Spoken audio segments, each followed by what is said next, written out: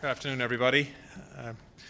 Before moving to Ukraine, may I just say a word about the deeply concerning spike in tension in the Middle East. I issued a statement on this earlier, and I called, like others, for maximum restraint and for the status quo at the holy sites to be respected by all sides. I know the Security Council was briefed by Special Coordinator Winesland earlier, and we support his efforts. But these tensions underline what we already knew. We need to restore a political horizon for a credible peace process. What we are seeing this year mirrors what we saw this time last year, and we know what the consequences of that was. So the international community needs to ensure that we do what we can to ensure that we don't have a repeat of what we saw last May. Turning to Ukraine, on Thursday of last week, I visited Kyiv. I did so because I wanted to see for myself the situation on the ground and to express Ireland's solidarity with Ukraine and its people.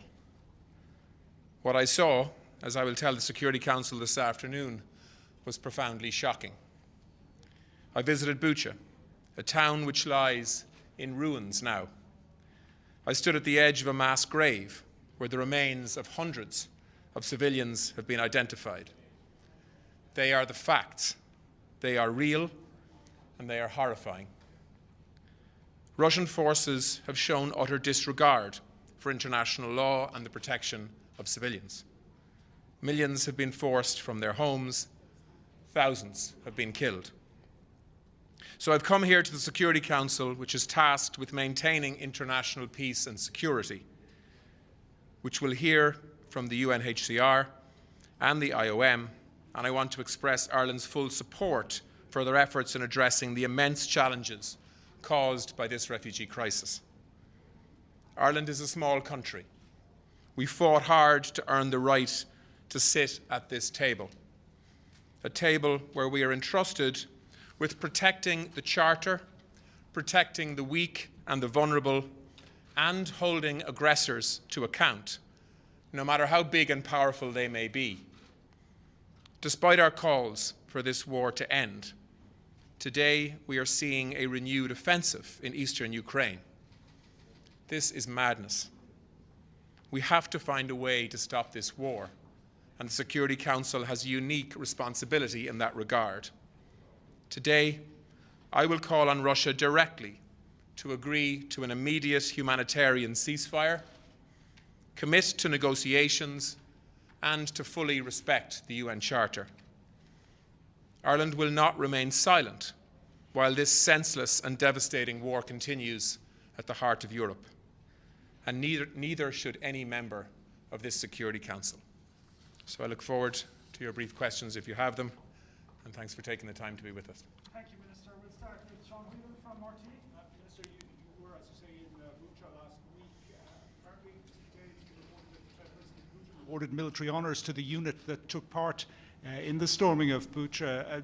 Do you think that indicates a willingness to negotiate a peace agreement, or is he fully committed to his army and the military actions that he's taking? And what do you make of him giving an award to that unit? All I can say is what I saw was shocking.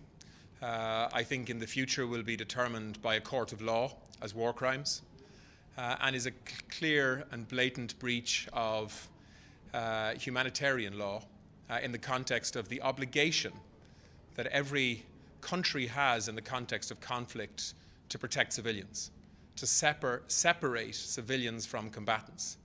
While I was there, there had been, I think, 503 bodies taken out of mass graves. There were only 4 soldiers. The rest were men, women, and children who were not combatants, but many of whom were tortured, brutalized, some raped, and killed. And so I think those images speak for themselves.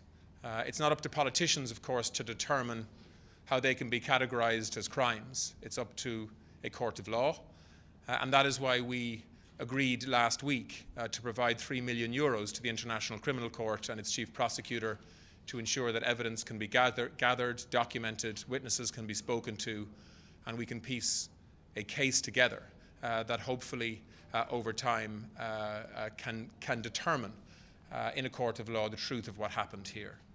They're the facts, and no amount of disinformation or spinning, I think, will alter that. We'll take two more questions, starting with Martin Wall from the Irish Times. Minister, you spoke there about trials for war crimes. Who do you believe should be tried for war crimes? Is it Russian commanders, as in military personnel, or politicians who order them into action in the first place? Well, I mean that's a matter for the International Criminal Court, its prosecutor, as they put the evidence base together to take cases, to hear trials. Then I think it'll become self-evident who is responsible for making the decisions and who is responsible for actually committing those crimes should they be determined as so. That's not going to be easy. We all know that.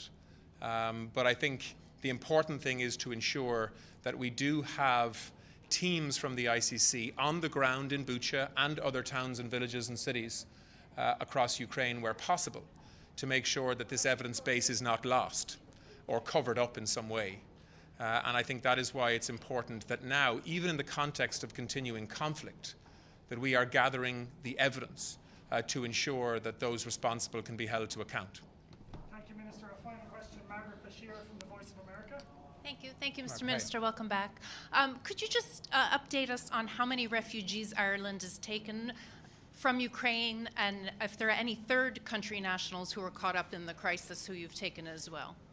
Yeah, so as of today, about just under 25,000 Ukrainians fleeing conflict have come to Ireland. About 85% of them are women and children.